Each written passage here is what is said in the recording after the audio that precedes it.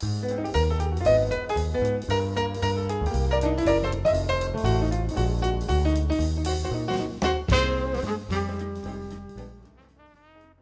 friends. My name is Michael Levine, and welcome to another edition of Without Notes. Today, our partner for the expedition is Mark Halperin, one of the most esteemed political minds of our time.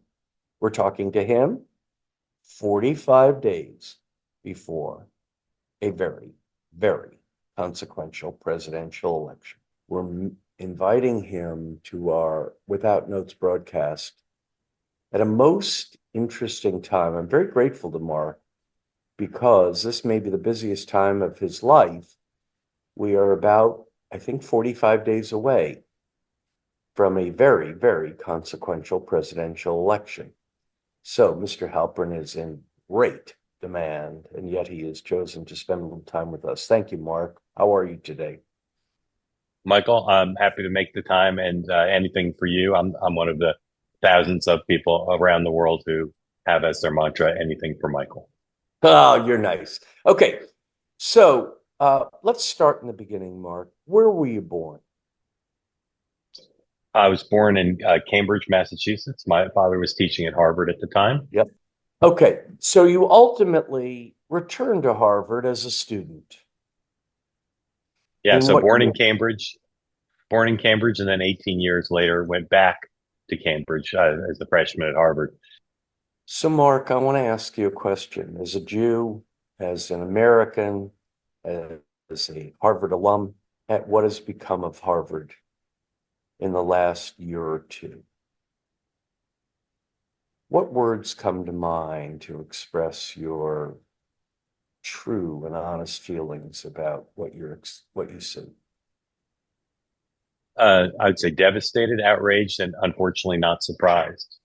Um, the real pressure on the university administrators to restore sanity and fairness and free speech and safety to the campuses came from donors, not all Jews, but a lot of Jewish American donors to universities. And what frustrates me and confuses me is I don't know why they tolerated the drift and shift of these universities to being purely run by woke for all these years. That there were so many examples of intolerance and lack of safety and lack of fairness on the campuses for so long, and yet they continue to write checks. And I'm glad that that cycle has been broken, that there have been some changes, although I question how much. But I don't understand why it took this, coupled with the mystery of how could it be that a fairly large percentage of current generation of young people, some of whom I know personally, have as their cause to cause the Palestinian people over the safety, rights, security, and sanctity of Israel. I grieve for the Palestinian people and what they've gone through. I understand the desire for peace, but to turn Israel into the villain of this peace, and to take a group of people whose interest in and willingness to express strong opinions about other world events is de minimis, to have this be the thing that animates them. I don't think I'll ever understand it. I think of all of my time as a citizen and as a journalist, this is one of the most difficult things to understand that I've ever seen. Just as I find it difficult to understand why all these rich people who had influence with the university administrators did nothing about the moral, intellectual, and in some cases physical destruction of universities up until they decided that the last straw was Israel. Well, Mark, I am devastated as well. I didn't go to Harvard, but I've spoken there. And when you speak at Harvard, they don't pay you, but they do give you lots and lots and lots of Harvard swag. And so I am an owner of a Harvard baseball cap and all these things, which I no longer wear. I am devastated. I'm appalled. The thing that, of course, confuses me, and you're much more in touch with this, is that you're not surprised. I must tell you, Mark, that I've had friends that I've discussed this whole woke thing for years. And what I noticed is a progression in their thinking. First, they said, oh, that's not really happening. That was their first denial. And then they went from, oh, that's not really happening to, oh, that's just silly. Benign laughter. And then after it became untenable, it became, this is an emergency. How did this happen? Well, some of us have been warning you for 9, 8, 9 years. And we didn't think it was silly 7 years ago. We knew it was dangerous, but it is baffling. It is, and you talk about moral equation, the moral equivalency. And then you're talking about Harvard. Now, you know this because you've been there. These are people with IQs that are stratospheric, and that these brilliant minds can't delineate a moral difference between people who rape and pillage and then hide behind innocence. It's hard to imagine. So thank you for your candor on that, both as an American and as a Jew. Okay.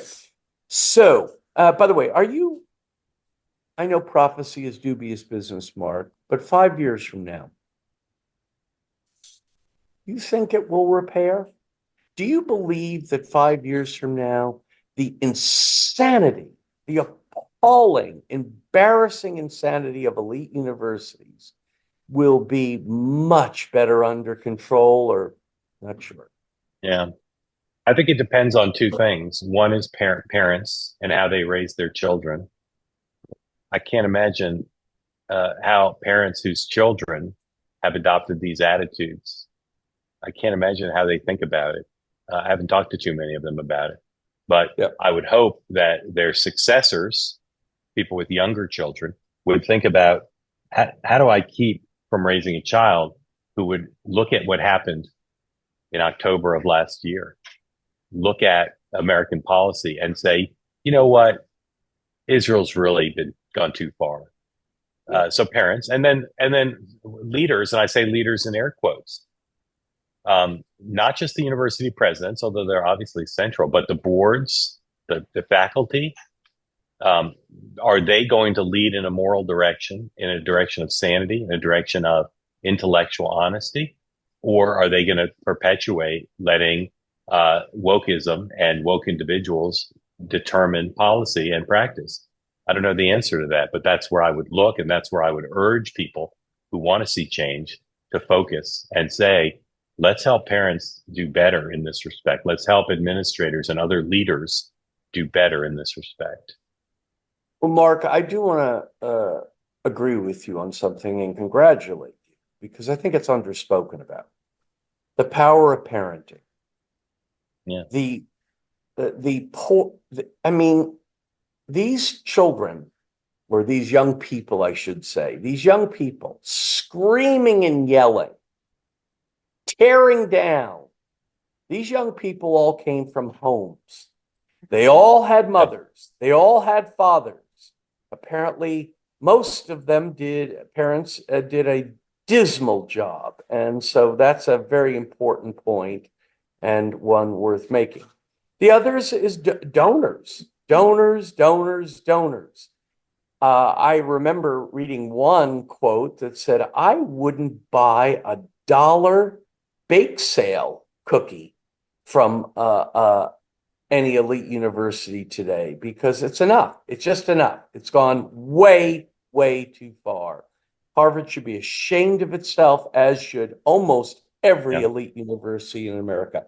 And apparently, these schools are filled with professors that believe this filth, and why they have been allowed to remain under the guise of free speech. I mean, it's hard to understand. Okay, let's talk about the most important elephant in the room, the presidential election. Dear friend, you are one of the most esteemed political minds, not of only of today, but of our time. And I want to talk to you about how we got here. So, I've asked you this question privately. You've answered it to my satisfaction very well. So I'm going to ask you publicly. I'm going to make three statements. All of them are true. I'm going to ask you to rank the statements as to most important. Okay? So in 2016, A, Donald Trump beat Hillary Clinton. B, Donald Trump beat the Democratic Party. C, Donald Trump beat the establishment. Which of those three statements, Mark, they're all true. Which of them is most true and most salient? CBA. Thank you for your kind, overly generous words about my work. CBA is, The by the way, answers are is CBA. correct. CBA. Yeah. That is correct. And so our friends listening all over the world need to think about what Mark just said. Mark said the most salient, most important aspect of 2016 was not that Donald Trump beat Hillary Clinton, but in fact that Donald Trump beat the establishment. Now, how will that play out as we look forward in 2024? Talk about the how that establishment scenario plays out in your mind. Well, you have to be somewhat, I think, cautious about reading massive global significance into the three Trump elections if this one is close, because the other two were very close, right? So, Right. so a few 100,000 votes or less would change the result, and so you don't want to say uh, that there's massive meaning in the outcome, as opposed to the trend, which is a reality show host, someone who tried to steal the previous election, someone reviled by tens of millions of Americans who deem him the least qualified person to be president. That person has a chance to win again after everything, and so Isn't it it also, almost forgive me yeah for interrupting. yeah There is no question, it is unquestionable that Donald Trump is reviled by millions of Americans. That is unquestionable. Mhm. But what I wonder is, even by people who revile him, when you say he's the least qualified, and then they take a look at Kamala Harris and her performance, I mean, if I had told your father that a person like Kamala Harris could be nominated for the Democratic, what would your father have said? It's unthinkable. Yeah. Well, look, Donald Trump has been blessed in his opponents, right? Hillary Clinton, Joe Biden, Kamala Harris are all extremely flawed candidates for different reasons. And so I think it doesn't require knowing the outcome of the election to draw the lessons. That's the point I was trying to make. I think you can draw the lessons from 2015 through 2025 about Trump's success, regardless of whether he ends up being two for one or one or two for three or one for three in his presidential races. I think you can go back to whatever starting point you want. Most people whose analysis I trust suggest going back to the financial crisis of 2008 as the point at which the bipartisan, widespread anger at the establishment grew to an extent that set the ground, laid the ground first for the Tea Party and then for Trump. And that And the Mark, establishment, yeah. if we can just go back Yeah. to that moment, because I think it's a brilliant insight. What you failed to mention in 2008, which I think many recall, is that to the extent I can remember, and you may be more informed, not one single person went to jail. Is Correct. that true? So the anger about the duality of our justice system when it came to the rich, the affluent, the power, the privilege led to the antagonism toward the establishment. Yeah, you said such a breakdown, not just of the economy, but of what tens of millions of people saw as a social compact. To say, how could I have lost my retirement savings through the actions of bankers and regulators I've never met, and no one went to prison? How could that No be? one went to prison. Many executives got bonuses. It's outrageous. It is outrageous. Yeah. It is a stain on our country, and it is also one of these imponderables. So I think that's a brilliant insight. So you then say that 2008 leads to 2016 or sets the table for it. Yeah. When you see it in the rise of Bernie Sanders, you see it in the rise of Donald Trump. The breaking of the social compact through the financial crisis, so that fit into the context of the longer term trend of people saying with increasing numbers, I don't expect my children and grandchildren to have the same economic opportunities as I did. That number continues to rise during this period. Then the economic crisis happens and people say, whoa, it's not just gradual degradation of the American dream. Now, through these actions, the carelessness and selfishness of the elites, now it's not just decay, it's destruction, both of my retirement savings and of my connection to the social compact of what I'm expected to do in return for security. And as I said, you see the rise of the Tea Party, you see Barack Obama's presidency succeeding by some measures, but largely creating the impression in the minds of more than 40% of the country that no one was rebuilding the social compact. No one was restoring their sense of fairness. And there's a cultural element too. The extraordinary pace of change in gay rights, in the view of government programs, in a lot of cultural issues, abortion rights. The extraordinary change there was Mark, welcomed by many. Yeah. Mark, isn't it true that when you talk about issues of social change like gay rights, Yeah. it seems that on a continuum, it went from unfairness to fairness to celebration. That somehow be and in a terribly embarrassing episode of American life, there was a time when being gay was considered to be un appealing. You Yeah. were there was embarrassment attached to it. Today, of course, thank God, that has largely disappeared. But now it seems like the continuum has gone to a celebration, to if you're not gay, you're somehow flawed or in some way. Can you Yeah. talk about that? Well, again, it's a diverse, pluralistic country. I'm not saying the changes have not been welcome, because of course they have by so many.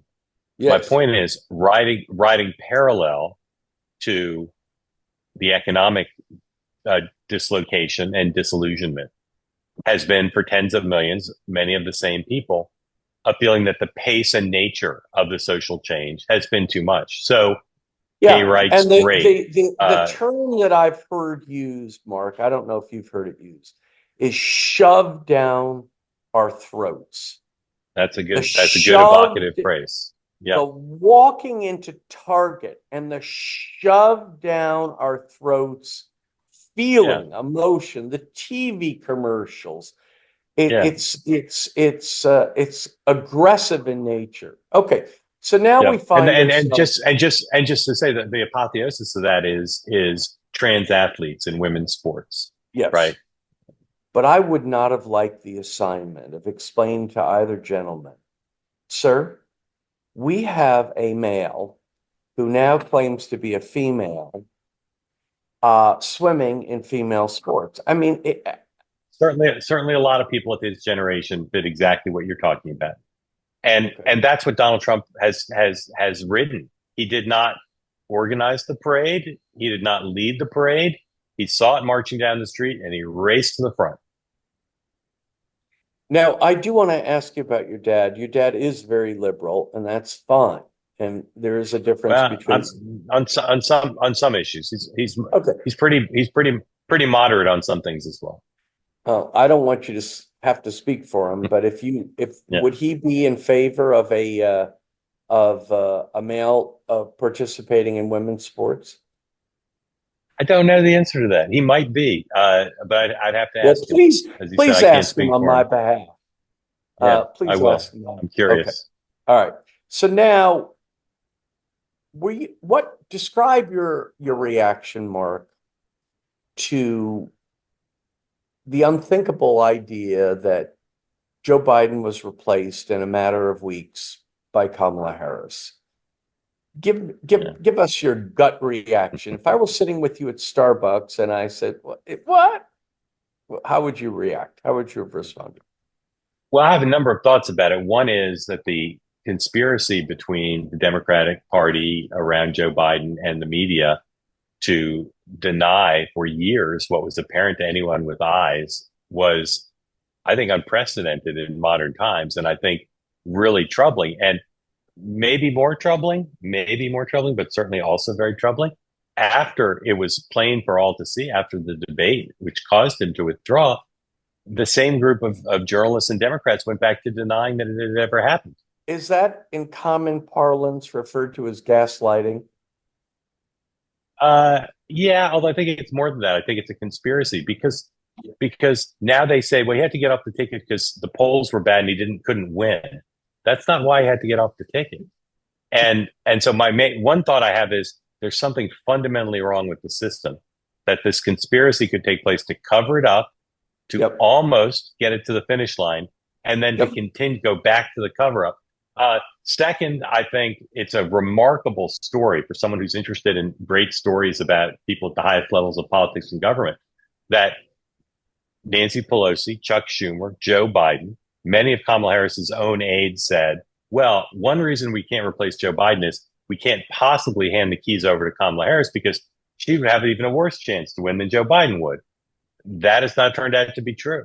And so the fact that all of their judgment turned out to be wrong, in part because she performed so well and her team performed so well around her, that's a remarkable story. And then this unprecedented, 100-day plus campaign in which she's got to take over someone else's presidential campaign and figure out how to win a general election. That also is a remarkable story. As a journalist, I think it's been insufficiently appreciated or told so far. Is it also remarkable that we have a candidate running for president in the last 45 days who doesn't do interviews, who, when asked every question on any subject, whether it be trivial or monumental, begins the sentence with, I was born in a middle-class home? I mean, I believe that if I asked Kamala Harris what her favorite breakfast cereal is, she would say, well, Michael, I was born in a middle-class home. Is that Yeah. unprecedented as well? Well, part of it is the caution of her and her team and a belief that playing it safe is the right thing to do. But part of it is she's never been good at answering questions under pressure. And she's under pressure now every day. So I don't know that she'll be able to sustain it for the entire campaign, but I think that's their aim, to do just enough discussion with reporters and the public to try to quell any notion that she's Hold not on, being Senator. forthcoming. Just enough discussion with friendly reporters in edited situations. Isn't that Yeah, a more fair remark? it is a more fair remark. And other reporters critiquing these interviews she's done so far, part of a different conspiracy, but related one, to not say, if a question's worth asking of a presidential candidate, it's worth asking in a very rigorously workshopped way to come up with the best language to ask the question. And if the question's worth asking and the candidate doesn't answer it, it's worth following up at least once in a very persistent manner. Which, by the I don't know. I way, don't know. stains ABC in a way that I'm not sure is Yeah. ever recoverable. What I Well, saw yeah, was literally unbelievable. What I yeah, witnessed, where it was so obviously uh, weighted, let's say, let's use benign yeah, language. yeah. What do you think? Well, I think that's true, Michael. But again, what troubles me as much as the debate performance by ABC is go Yep, read every what I call dominant media account of the debate. And great. if you read anything about the performance of the moderators, it will be praise. Absolutely. You will not find what I would have Absolutely. led with. I would have led with and said, in a remarkable abrogation of professional responsibility, ABC News chose to stage a debate in which they allied firmly with Kamala Harris by asking her easy questions with no follow-ups and persistently returning to topics that would be embarrassing for Donald Trump and difficult for him to answer. And That's not how the debate was covered. I would ask you to increase the word firmly, but that's okay. Yeah.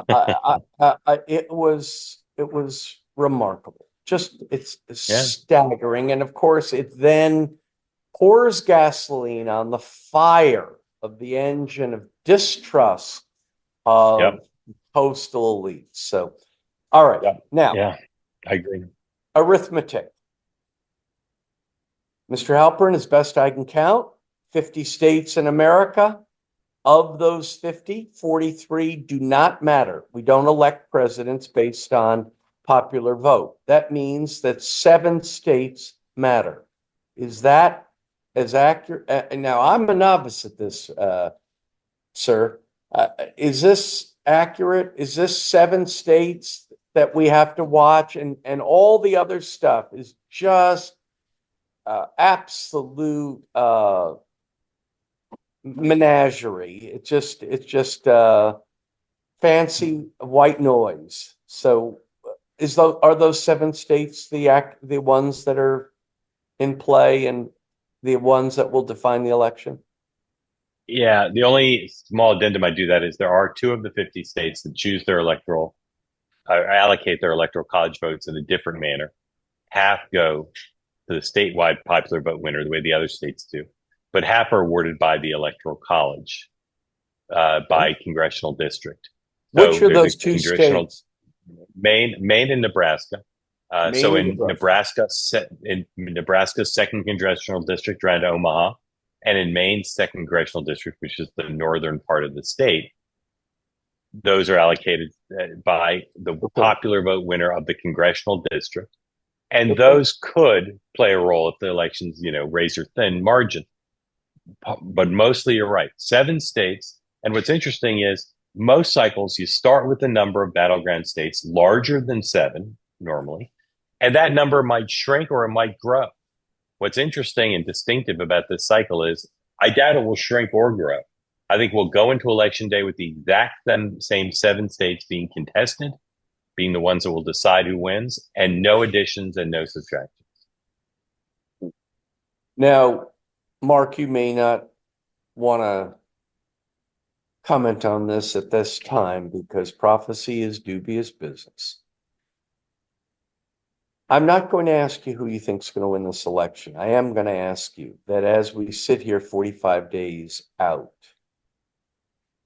what are the odds from your perspective that either Kamala Harris or Donald Trump will win? Who do you think? I know it's close. I understand that. I wouldn't be asking the question if it weren't close. But what do you think the odds are 45 days out? Yeah. So when it's close, what I do is I look at the asymmetries, where Harris's advantages, where Trump's. And I Yes. think if you look at the asymmetries on the current trajectory, without a fundamental change like an October surprise or something Right. else, Yep. I think it's Harris 55-45. However, I've Harris said from the has a Harris has 55 a 55 55 to 45 55% chance chance. of Yeah. winning this Yeah. election. Okay. Today. But what I've said from the beginning is the entire election will be decided almost exclusively on whether Kamala Harris is defined on her own terms for the swing voters or on Donald Trump's terms. He's not done a very good job of defining her for the battleground state voters who will decide the election. I think if he does, or if circumstances define her in a negative way, she'll lose. And if they don't, if she defines herself, she'll win. If America is haunted by that wonderful question asked by your old pal Ronald Reagan in 1979, when he looked into the camera calmly and said, "Are you better off than you were? Do you feel safer? Do you have more money?" If it is viewed through the prism of the Ronald Reagan question, who is likely to win this election, sir? Kamala Harris will lose if that's the prism. If that's the okay. Well, Mark, you're a brilliant and generous friend, and thank you for your time, particularly at this most important time. We will use this video and this podcast well, and people all over the world will see it, and we're very, very excited about that. Thank you, Michael. Great to be with you. And I look forward to coming back after the election. Okay, fair enough. Bye, Mark. My friends, my partners, thank you for taking this journey with us. I thought it was very fascinating. Mark Halperin on every subject from politics to Harvard to his father. It was really fascinating. And again, the timing is so interesting. 45 days before the election. Now, we'll be able to assess this in but a short period of time, and we'll have Mr. Halperin back. But what a great gift. Thank you for being a partner. Of course, like and subscribe if you want to continue to go on this Without Notes journey with us. I hope you do. And thank you for your time and your attention.